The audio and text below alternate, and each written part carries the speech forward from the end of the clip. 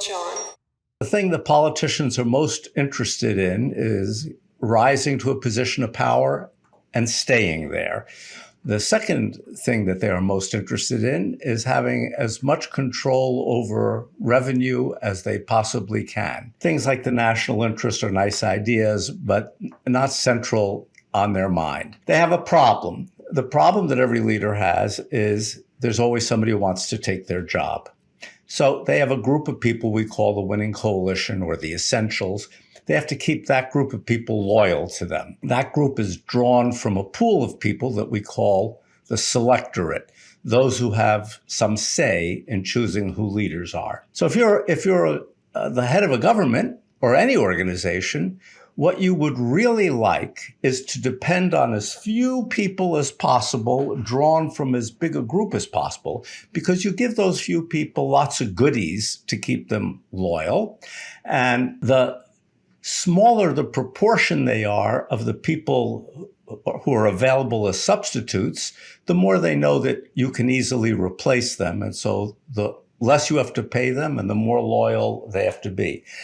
As the group gets to be bigger, as the winning coalition gets to be very large, sort of democracy, it's too expensive to pay the loyal coalition with goodies, so you have to provide good public policy. So essentially, our thesis is about how people govern under the assumption that they all have the same interest, stay in power, get control over as much money as possible, but they face different constraints in terms of how many people they have to keep loyal to them and from how big a pool of people they're drawn. That leads to all sorts of very depressing implications about politics, which are borne out by history and the evidence. The United States is going to remain pretty stable, but people have to be vigilant. January 6th, 2021 was a horrible day, but we should notice something about it. Then President Trump called on his supporters to come to Washington. Things were going to be wild. There are 330 million Americans. 70 some odd million of them voted for Donald Trump. Maybe 3,000 people showed up. It's a very small group, too small to get you retreating down that way. Good for the leader, but bad for the people.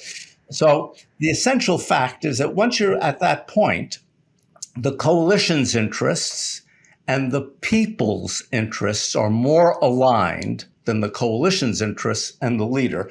Leaders are worse off the bigger the coalition is. No question about it. They're always better off if they depend on very few people, more money left over for them. So, of course, Donald Trump would have liked to have as small a coalition as possible. But it's really hard to put together enough people to bring down a government that depends on millions when you're past that dividing line.